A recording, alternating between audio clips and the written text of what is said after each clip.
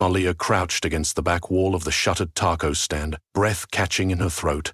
The glowing sign overhead blinked erratically, painting the alley in broken shards of red and green.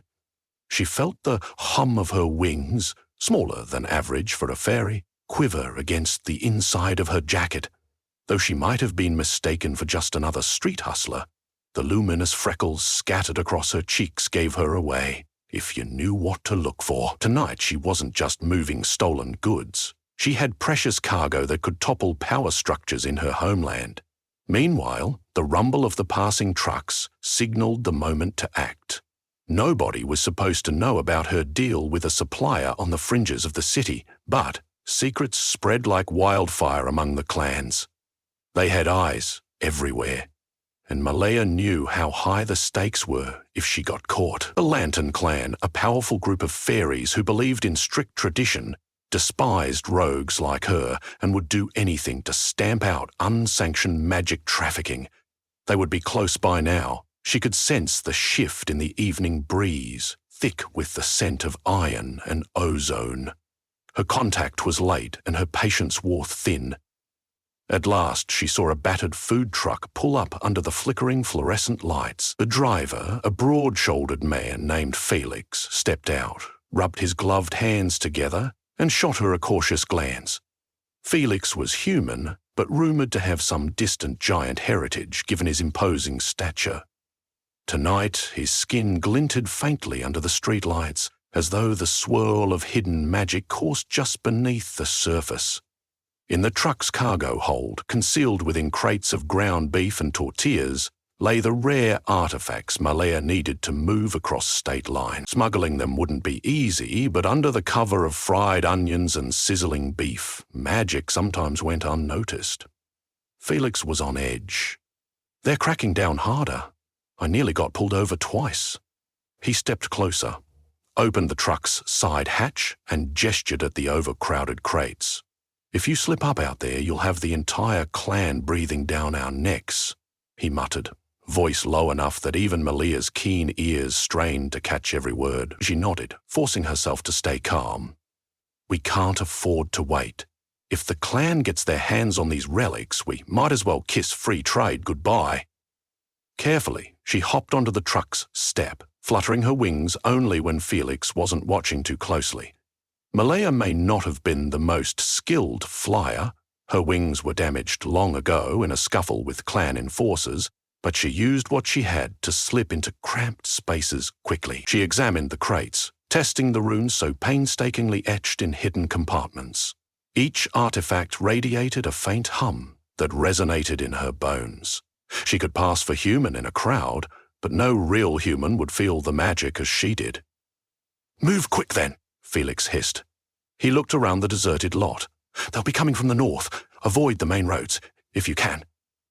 Malia appreciated the warning, but caution had always been part of the job. She tore off her jacket, revealing a snug vest fitted with small pockets for stashing potion vials. At her waist, a belt of glittering charms that gave off a faint silver light. The largest of these charms allowed her to disguise herself or others, though such spells drained her energy fast. She needed to be careful about what she used tonight. In the distance, the glimmer of headlights signaled a pair of approaching vehicles. Malia's heart pounded. She recognized the silhouettes instantly. Slim, elongated shapes of black SUVs favored by clan enforcers. They slid silently into the parking lot, parted like velvet curtains, and disgorged half a dozen fairy enforcers into the darkness. These fairies were tall and elegant, their lithe figures belied by the deadly precision with which they carried themselves. When they walked, it was as though they drifted an inch above the ground. Their wings, shimmering silver in the lights, fluttered in a synchronous display that suggested training and discipline. "These guys don't waste time," Felix whispered. Without waiting, he hauled himself up into the driver's seat and started the engine. A hiss of steam escaped as the truck jerked forward. Malia rushed to slam the side hatch closed. Even with the truck in motion, she saw the enforcers dash over. One of them leapt impossibly high, nearly catching a grip on the truck's rim. Malia, heart hammering, yelled for Felix to gun it, and he did. The enforcer stumbled back as the vehicle surged out of the lot and onto the moonlit highway. The city's nighttime glow sprawled ahead, neon signs and headlights weaving a tapestry of bright color. Distant skyscrapers blinked with rooftop gardens growing carefully curated magical plants. Overhead, the moon was huge and brilliant, cradled by wisps of midnight clouds. Malia tried to calm down. She'd done runs under pressure before, but never with the Lantern Clan so obviously on her tail. She was just one fairy, far from home, trying to make ends meet by ferrying goods that many believed should be free to use, not contained by the clan's strict regulations. Behind them, headlights appeared. The enforcers had commandeered vehicles, likely from unsuspecting humans using glamour or intimidation, and were flying down the highway in pursuit. The food truck rattled as Felix swerved into the next lane. Malia braced herself, heart-pounding, scanning the mirrors. She spotted the muzzle of a crossbow, or something akin to it, protruding from the window of the trailing SUV. She felt a jolt of terror. A single enchanted bolt could disable their engine, or, worse, punch through the truck's flimsy walls. "Get us off this highway, Felix," Malia shouted. "We need back roads somewhere. They can't corner us so easily." Felix yanked the wheel, nearly clipping a passing sedan. Horns blared. Wind whipped through every gap in the old truck's chassis. As the truck wobbled onto an exit ramp, the clan vehicles followed, easing gracefully between the lines of traffic. Malia caught only glimpses, but it was enough to see one enforcer perched on a window's edge, wings flared, ready to leap. They barreled through a red light. Felix clenched his jaw. "Next left. We'll zip behind the old canning factory. That area's a maze." Malia trusted him. He'd been hauling contraband for years in this city, well before she arrived. She doubted any enforcer would know the back routes better than Felix, but the clan folk had magic beyond her comprehension. She had to brace for the unexpected. Soon they entered a labyrinth of warehouses and abandoned industrial sites. The moonlight glistened atop rusted fences, broken glass scattered like tiny stars across the asphalt. Felix wove between the looming buildings, the truck engine whining in protest. Malia peered through the side mirror. The black SUVs lurked in the shadows behind them. "We can't shake them for long," she murmured. "We might need a distraction." "We both know what that means," Felix said, a somber note in his voice. He darted a look at her belt of charms. "But are you sure you want to burn a disguise on them?" She gritted her teeth, recalling how draining it could be. "If we don't, we'll be cornered, and the clan will get these artifacts. That's the last thing we can allow." Without further hesitation, she unhooked the largest charm and clutched it in her palm. The polished stone was etched with swirling runes, faintly warm to the touch. She whispered an incantation, voice quavering with both exhaustion and resolve. Immediately, a shimmer arced through the air behind the food truck. A ghostly shimmer spread across the deserted factory yard, creating the illusion of multiple identical trucks branching off in every direction. They were mirror images, each spitting up phantom dust and noise. In that split second, even Malia couldn't tell which was real. The pursuing SUVs screeched to a halt at the junction, unable to decide which truck shape was the genuine article. Enforcers hopped out, wings flailing as they reached out to sense the illusions. Malia felt her breathing become labored. The charm took a lot out of her, and she still had to maintain enough strength in case she needed to fly. With a last burst of adrenaline, Felix gunned the real food truck down a side alley, leaving behind the illusions to confuse the enforcers. They rattled along potholed pavement, eventually turning into a cramped side street. Buildings crowded close, some windows boarded up, some flickering with the faint glow of battered overhead lights. Felix parked near a graffiti-covered loading dock. "We can't run forever," he muttered, wiping sweat from his brow. "We've got to find a place to transfer this cargo. We're done for if we keep it in this truck. They'll trace us eventually." Malia slid out of the passenger seat, wincing as the charm's side effects racked her with fatigue. "All right," she said softly, leaning against the side of the truck. "I know a hidden bay near the water. I'll call a contact who might help us stash the artifacts. But we have to be quick." She retrieved a battered cell phone, the screen spiderwebbed with cracks, and tapped out a coded message. Felix hopped out too, scanning the area. The moon silhouetted him against the battered warehouse walls. They can track fairy magic, you know. We should keep moving even after transferring the cargo. If they sniff this location, we're toast. She agreed and led him down a tight corridor between two abandoned buildings, where a motorboat was dashed under a makeshift tarp. It belonged to a friend known as Lila, another rogue who specialized in water routes. Lila was supposed to meet them there, but it seemed the contact was running late.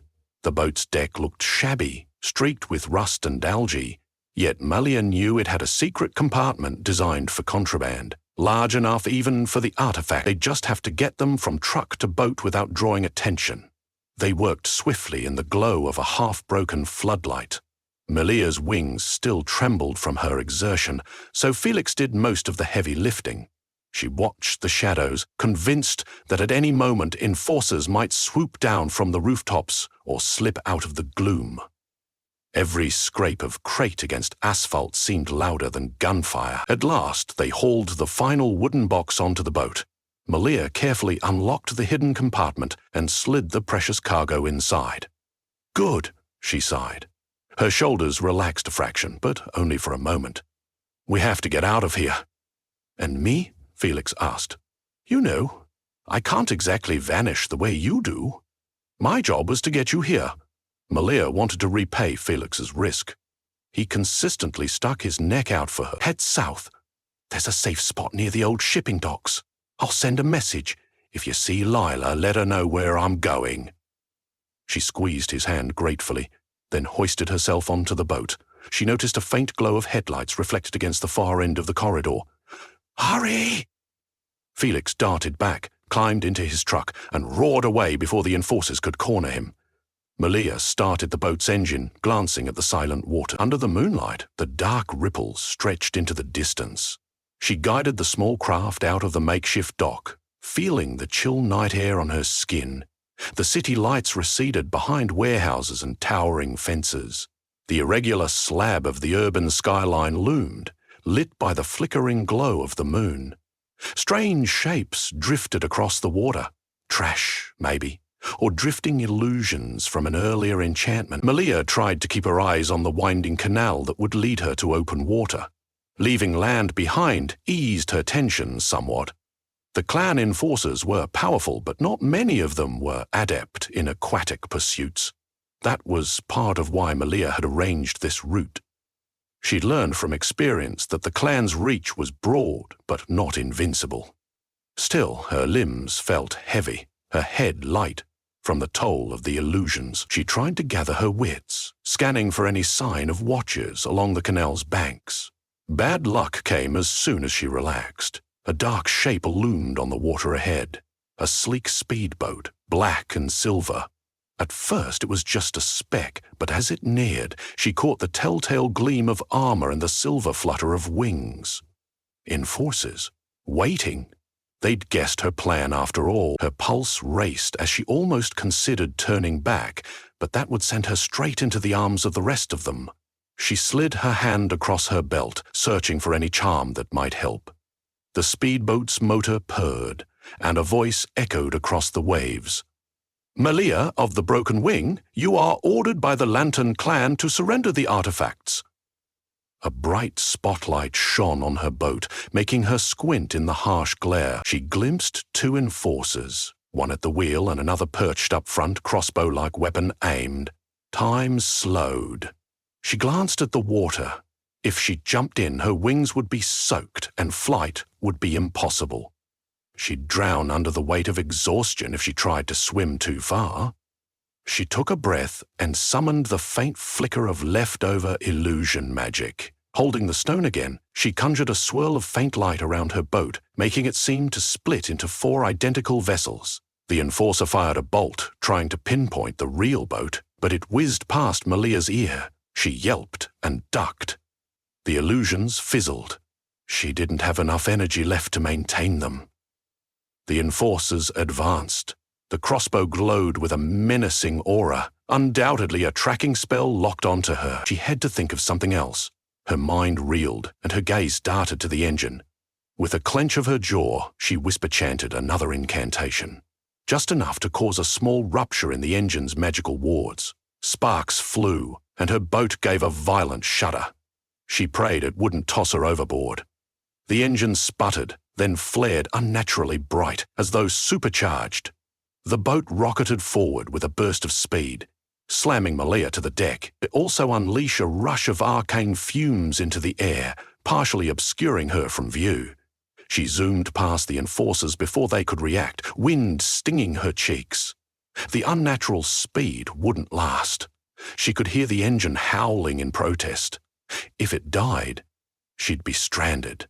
But for the moment she had some distance.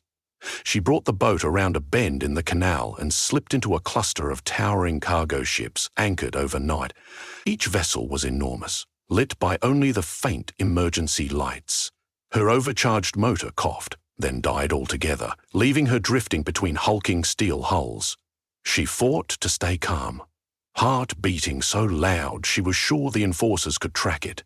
The black speedboat slid into view, prowling the corridor of water. Malia ducked low behind a raft of floating crates. She heard muffled commands, saw the light of their search beams bouncing off the vessels. She knew she couldn't stay here all night. If Lila couldn't arrive in time, Malia would have to escape on foot once she reached a suitable dock. But for now, silence was her shield. She shut off all lights and prayed the clan enforcers' scanning spells wouldn't detect her. For an agonizing 10 minutes, their boat drifted in circles around the cargo ships. Malia peered from her hiding place, adrenaline surging in waves. One slip, one accidental noise, and they'd have her pinned. She clutched the small spool of rope, preparing to tie off the boat and flee if necessary. But gradually the enforcers drifted further away, their searchlights fading as they lost patience. She listened to the distant motor recede into the labyrinth of piers. Relief hit like a tidal wave, and her knees almost buckled from the stress. The artifacts were safe in the hidden compartment, though she'd need to find safe harbor. She sighed, letting her wings flutter weakly. She was so drained that her flight might barely lift her off the ground. Still, the night wasn't over, and she had obligations. The black market buyer was expecting these artifacts by dawn. She fumbled for her phone again, hands trembling. There was a reply from Leela, who said she was docking a couple of piers down. That she'd meet Malia in a half hour. That was workable. After securing the boat to a rusted ladder on the side of the cargo ship, Malia hopped onto a narrow ledge, hugging the hull. The stink of salt and tar welled up, stirring childhood memories of ferry rides near her old homeland. Memories made her chest ache. She pushed them down, no time for nostalgia. She half walked, half crawled along beams until she reached a metal walkway that led back to the main pier. Things were strangely quiet, as though the entire dock were caught in a rift between realms. She kept her guard up. She could almost sense the flicker of clan magic drifting in the air. The clan had left, but they wouldn't give up that easily.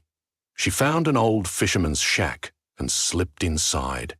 It had a single lamp glowing, revealing heaps of netting and bait boxes. She perched on an overturned crate, trying to gather her strength to plan her next move. Footsteps made her heart lurch. She whipped around, expecting an enforcer. Instead, a figure emerged in the lamplight.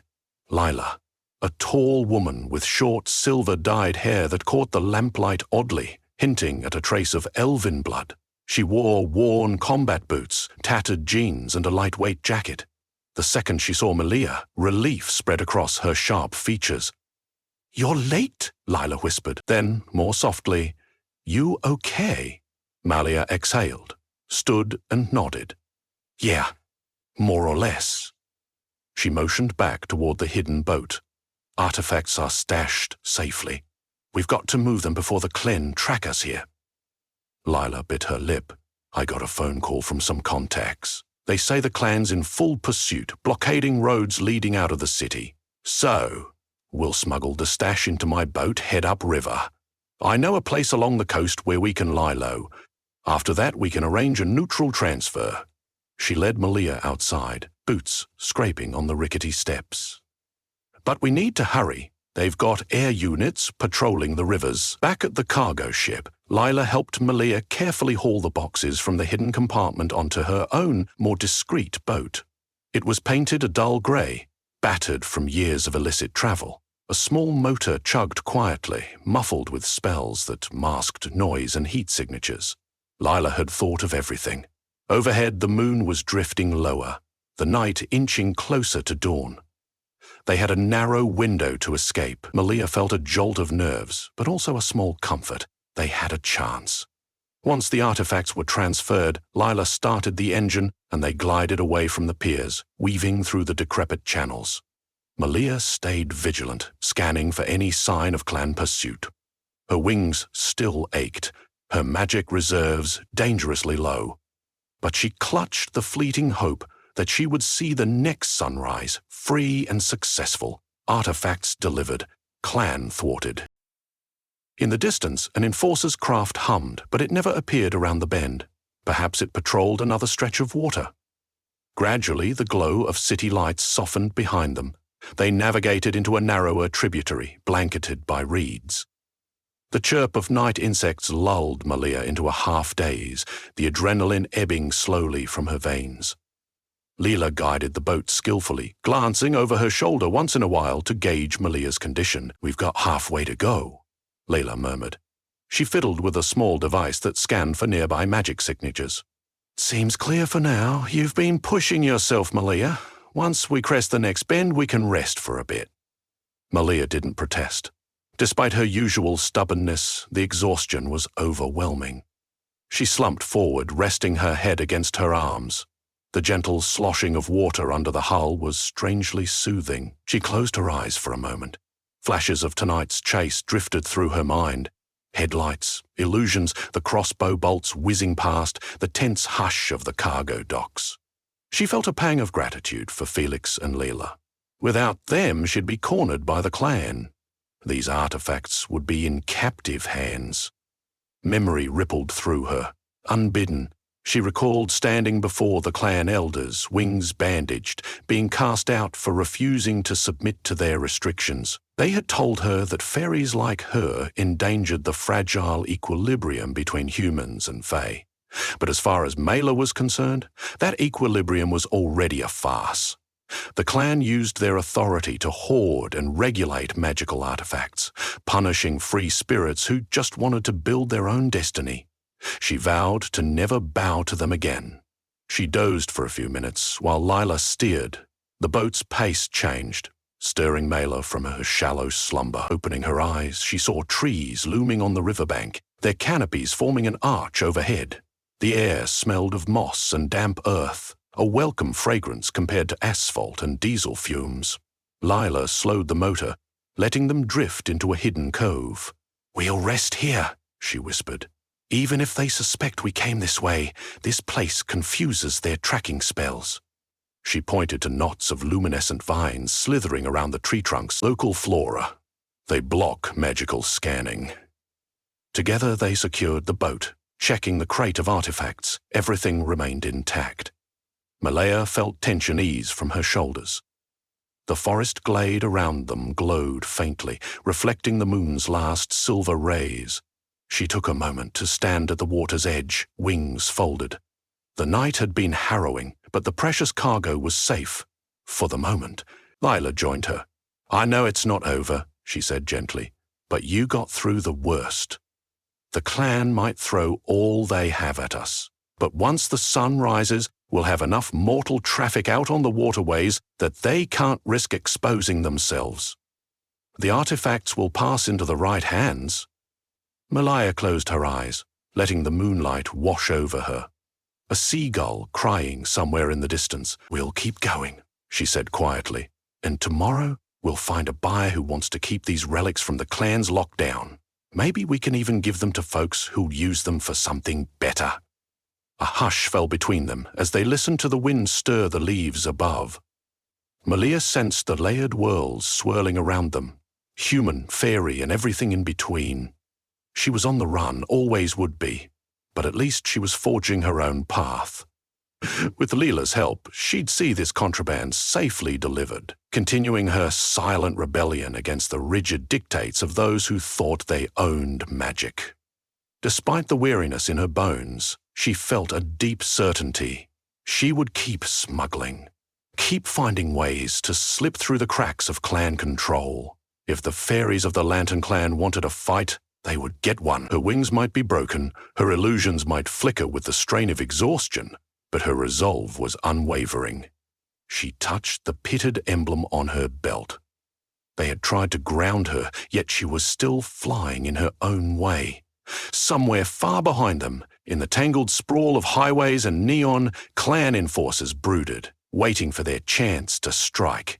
But here, under the fading moon, Malia and Lila found a brief solace. The night had been filled with risk and adrenaline, the artifact still hidden away in the rusted compartments of a battered boat. Nothing was guaranteed, but the moment was theirs. They had eluded capture, outsmarted pursuit, and clung fiercely to a hope that burned brighter than any enchantment. As the first hint of dawn touched the horizon, Malia wrapped her arms around her torso, inhaled the crisp air, and whispered a promise. She would never stop running, never stop fighting, and never let the Moonlight Contraband fall into the wrong hands.